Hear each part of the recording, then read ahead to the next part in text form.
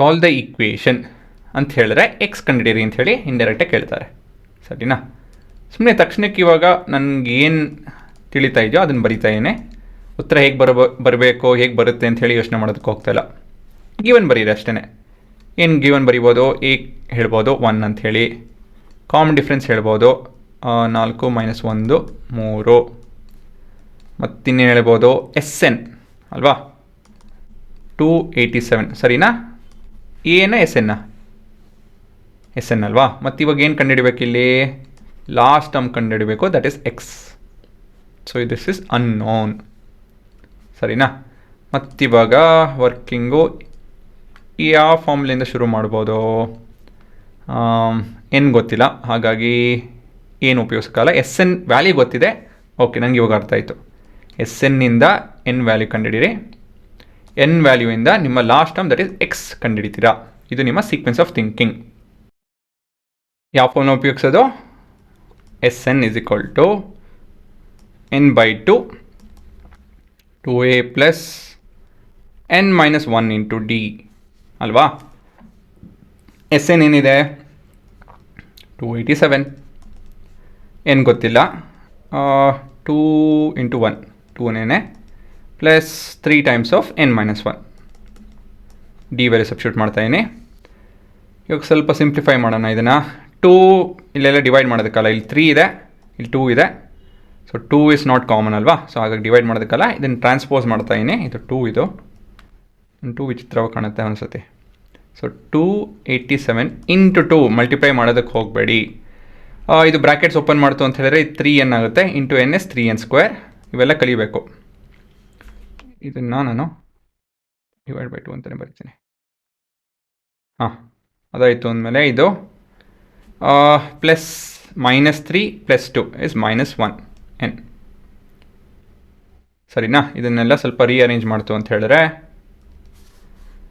3n² -1n -287 into 2 is equal to 0.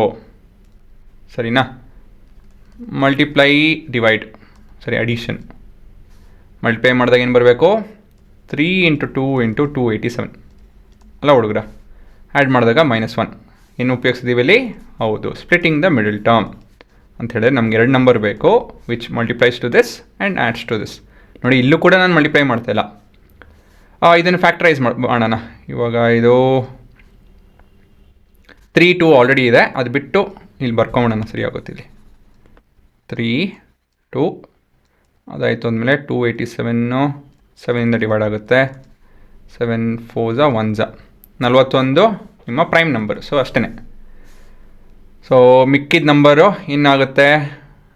ಇದು 21 42 ಅಷ್ಟೇ. ನೋಡಿ, -1 ಬರಬೇಕು. ಸೊ ನಂಬರ್ ಅಕ್ಕಪಕ್ಕ ಇರಬೇಕು, ಒಂದು ನೆಗೆಟಿವ್ ಇರಬೇಕು, ಒಂದು ಪಾಸಿಟಿವ್ ಇರಬೇಕು. 41 ಮತ್ತು 42 ಬಂತು, ಸರಿ ಇದೆ. ಯಾವ್ದು ನೆಗೆಟಿವ್ ಇರಬೇಕು, ಯಾವ್ದು ಪಾಸಿಟಿವ್ ಇರಬೇಕು? ಹೌದು, -41. ಸರಿನಾ? By the way this is negative, ಬರ್ತಿದ್ದೆ. ಸರಿ ಇದೆಯಾ? ತಪ್ಪು, ಇದು ನೆಗೆಟಿವು ಮತ್ತು ಅದು ಪಾಸಿಟಿವು. ಯಾಕಂತ ಹೇಳಿದ್ರೆ -1 ಬರಬೇಕು. ಸೊ ಕೊನೆಯದಾಗಿ 3n² -42n -1n ಅಲ್ಲ -41n ಅಲ್ಲಲ್ಲ, ಇದು ಪ್ಲಸ್. ಇದು ಇಲ್ಲ, ನೋಡಿ ಏನೇನೋ ಬರಿತಾ ಇದ್ದೀನಿ. Is equal to 0. ನೋಡಿ, ಇಲ್ಲಿ ಕೊನೆಗೆ ಮಲ್ಟಿಪ್ಲೈನೇ ಮಾಡಿಲ್ಲ ನಾನು, ಎಲ್ಲ ಹಾಗೆ ನಡೀತಿದೆ ಕೆಲಸ.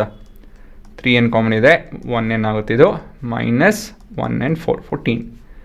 ಇಲ್ಲಿ 41 ಬರುತ್ತೆ, n -14 ಆಗುತ್ತಿದ್ದು, which is equal to 0. So 1n -14 into 3n plus 41 is equal to 0. So n ಇಲ್ಲಿ ರೂಟ್ಸ್ ಕಂಡುಹಿಡಿಬೇಕು. So roots are alpha, which is 1n -14 is equal to 0. So 1n is equal to 14. Beta, which is 3n plus 41, which is equal to 0. So n will be less than 0 alva. Calculation ಮಾಡಿದಾಗ n cannot be negative. ಹಾಗಾಗಿ ಈ ಎನ್ನು ಸಾಧ್ಯ ಇಲ್ಲ. ಕೊನೆಯದಾಗಿ we have a n which is equal to a plus n minus 1 into d. ಈ ಫಾರ್ಮ್ನ ಉಪಯೋಗಿಸ್ಕೊಂಡು ನಾವು ಏನು ಕಂಡುಹಿಡಬೇಕು, ಎಕ್ಸ್ ಕಂಡುಹಿಡಬೇಕು ಅಷ್ಟೇ.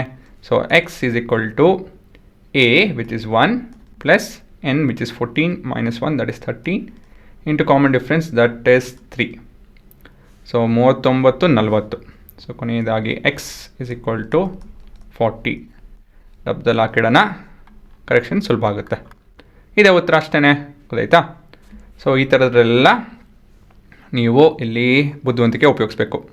ಹಾಂ, ಇದು ಮತ್ತು ಇದು ಡೋಂಟ್ ಮಲ್ಟಿಪ್ಲೈ, ಇದಕ್ಕೆ ಸ್ಟಾರ್. ಆಯಿತಾ ಹುಡುಗರ?